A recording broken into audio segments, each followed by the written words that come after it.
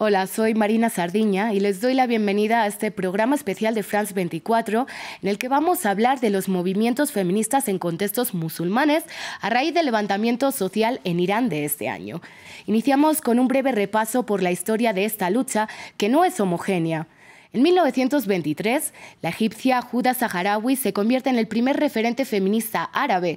Fundó la Unión Feminista Egipcia para luchar por el derecho al voto y a la educación de las mujeres. Las luchas feministas en países árabes estuvieron muy ligadas a los procesos de independencia y a los nacionalismos árabes. En los años 70, tras el fracaso del panarabismo, un movimiento laico, se produce una reislamización de las sociedades y un retroceso en materia de derechos para las mujeres. En los años 90 nace el feminismo islámico, principalmente en Europa y Estados Unidos. Este aboga por una reinterpretación del Corán y de las leyes islámicas. Hagamos ahora una radiografía. Si bien cada país árabe tiene sus propias leyes y contextos, hay similitudes en la vulneración de los derechos de las mujeres y niñas, también avances. En Túnez es el único país musulmán que permite el aborto por libre decisión de la mujer en el primer trimestre de gestación. Otro tema controvertido es la violencia doméstica, que no está penalizada en la mayoría de los países de Medio Oriente. Así como la protección de los abusos sexuales, todavía en algunos países las leyes protegen al violador si éste se casa con la víctima. Al contrario, el matrimonio entre personas del mismo sexo acarrea penas de cárcel e incluso penas de muerte en países como Arabia Saudita, Qatar o Yemen. En Líbano, las mujeres están luchando por la igualdad salarial, pero también para que puedan traspasar su nacionalidad a sus hijos, algo que es negado en países como Siria o Jordania. Precisamente este año las mujeres iraníes coparon los titulares tras el asesinato de la joven kurdo-iraní Mahsa Amini en septiembre, después de ser detenida por la policía de la moral por no llevar el hijab como marca la obligatoriedad del código de vestimenta iraní. Las iraníes se lanzaron a las calles liderando las protestas más masivas en los últimos años, una muestra de cómo la nueva generación ha perdido el miedo a reclamar sus derechos y también un pulso para el régimen de la República Islámica, que reprimió brutalmente las manifestaciones. Nuestra corresponsal en Teherán, Catalina Gómez Ángel, nos cuenta de dónde surge esta lucha. Las mujeres han liderado los cambios en Irán incluso antes de la Revolución Islámica en 1979. Ellas estaban a la vanguardia de la sociedad, incluso en 1979, cuando fue esa revolución, ellas estuvieron en la calle y tuvieron gran protagonismo en esas protestas, pero luego cuando subió esta nueva República Islámica y el poder clerical tomó el poder, fueron puestas a un lado. Incluso mujeres que compartían esos valores y esa visión de la República Islámica también fueron aisladas, y un ejemplo es ver ese sistema de poder de la República Islámica donde las mujeres no tienen presencia. Con los años, las mujeres tomaron otras vías para luchar por el cambio, lo hicieron también a nivel privado y nivel industrial, pero muchas de las activistas salieron a la calle a hacer y a contarle a otras mujeres, especialmente en provincia y sectores más tradicionales, cuáles eran sus derechos, los de ellas y los de los niños. Muchas de ellas fueron capturadas, fueron exiliadas, todos esos movimientos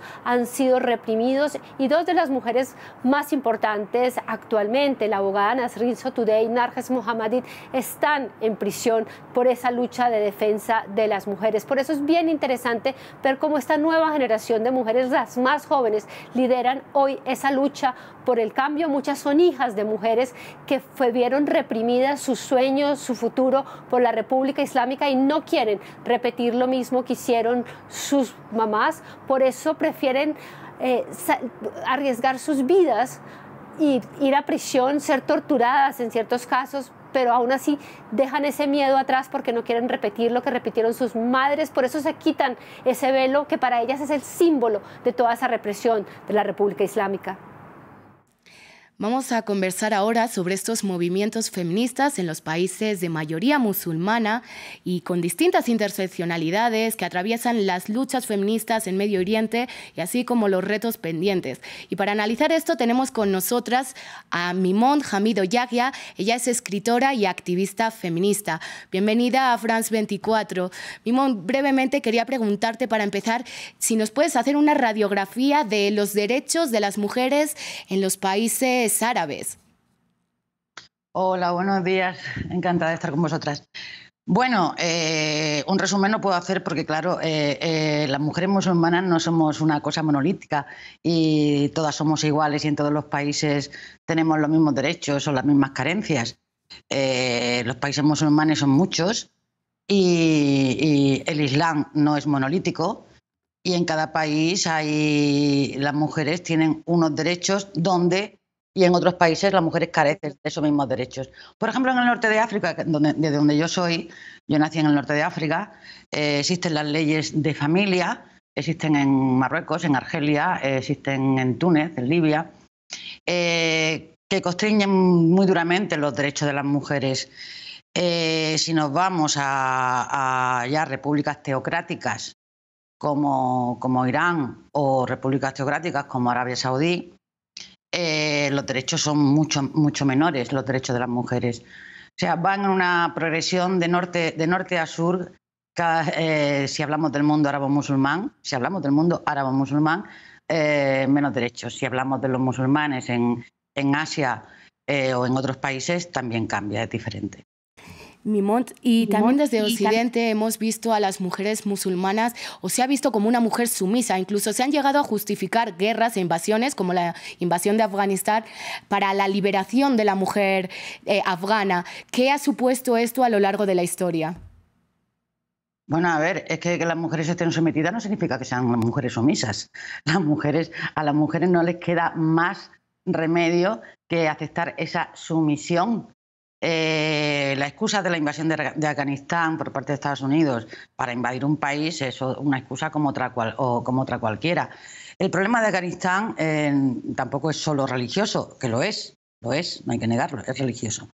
Pero hay que mirar la historia de Afganistán para saber que es un país que ha sido siglos y siglos, durante siglos ha llevado una política feudal, sobre todo una estructura feudal, donde el hombre está aquí arriba y las mujeres no existen, donde el hombre y la mujer están tan segregados, tan separados, que no se conocen. Los hombres no conocen a las mujeres y las mujeres no conocen a los hombres. De hecho, cuando son pequeños ya se separan a los niños de las niñas, de las mujeres, para que no tengan contacto. Con lo cual, yo siempre digo que la segregación es la causa de muchos males. Y ahí está uno de los problemas, Luego, además, claro, no escapa a las políticas de las potencias occidentales como Estados Unidos, ¿no? Donde parece que es que conviene que estos países sigan en esa oscuridad, ¿no? Mimont, y usted tiene un libro que se titula No nos taparán, en el que analizas la imposición de las normas patriarcales a través del velo, con esta revolución del hijab que está habiendo ahora mismo en Irán.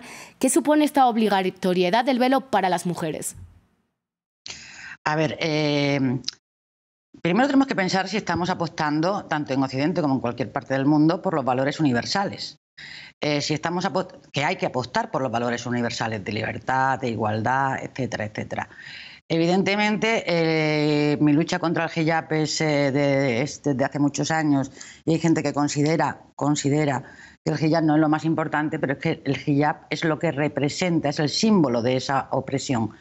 Y no solo es el símbolo, o sea, no solo representa esa opresión, además visibiliza esa ideología, que no religión, porque hay que diferenciar entre ideología y religión, esa ideología islamista en el espacio público, en la calle. ¿Cómo es tan fácil, no? Es muy fácil que esa ideología islamista extrema, además, que lleva años imponiéndose, esté visible en la calle a través de las mujeres, porque ponerle un hijab a las mujeres es muy fácil, es barato y sale rentable. Cuando tú ves un hombre por la calle no sabes si es musulmán o si es judío o si es cristiano, pero si ves una mujer con hijab por la calle sabes perfectamente que es musulmana. Es el símbolo de todas las opresiones que recibimos las mujeres, de todas. Mimont, ¿y por qué desde las sociedades occidentales, también desde las mujeres musulmanas muchas veces que viven en Occidente, usan el hijab como un símbolo identitario, también como un símbolo decolonial? ¿Nos puedes contar un poquito sobre esto? ¿Qué opina? Bueno, porque estamos inmersos en una marea de identidades, ahora todo es identidad, es muy fácil hablar de identidades, cuando la identidad es algo que tú vas conformando a lo largo de tu vida, y la identidad no te la da un símbolo, ni te la da, bueno, no te la da una religión, porque claro, si estamos validando identidades religiosas, estamos haciendo lo mismo que están haciendo las teocracias. Estamos haciendo lo mismo que hacía el fascismo en España, por ejemplo. En España, cuando vivía Franco y era una dictadura, si no eras católico, católico, no eras español. Estamos haciendo eso y es un juego muy peligroso que se está haciendo, sobre todo en Occidente, no sé si por desconocimiento, por conveniencia o por una mezcla de las dos cosas. Mimut, y brevemente, se está hablando también de feminismo islámico. Cuéntanos qué es esta corriente y si realmente el feminismo laico y el feminismo islámico se pueden conciliar. Bueno, el feminismo es uno, es universal. Como es uno y es universal, es per se antirracista. Con lo cual, yo soy de las feministas que opinan que el divide y vencerás, y eso es lo que se está haciendo. No hay feminismos, hay feminismo. Y el feminismo es antirracista per se. Lo que hay que pedirle al antirracismo es que sea de una vez feminista. El feminismo islámico es un oxímoron en sí mismo. Es imposible justificar el feminismo a través de una religión.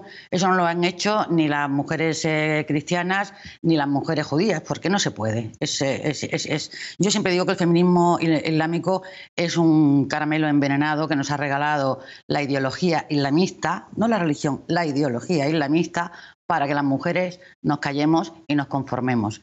Con lo cual, no es que haya una reconciliación o no tenga que haber una reconciliación. Hay que saber la historia del feminismo islámico. Se creó en España, lo crearon conversos y lo creó un señor, Mansur Escudero, en las Alpujarras de Granada. O sea, cuando tú sabes esa historia, pues tú sabes que eso de feminismo tiene que tener bien poco, ¿no? Muchísimas gracias, Mimoun Hamido, escritora marroquí, por estar con nosotros y por esta conversación pues tan enriquecedora y que aporta a esta lucha de los movimientos feministas que se están dando pues en todo el mundo. Muchas gracias por estar con nosotros. Muchas gracias a vosotros. Llegamos así al final de esta emisión. A ustedes muchas gracias por su atención. Sigan con nosotros en france24.com.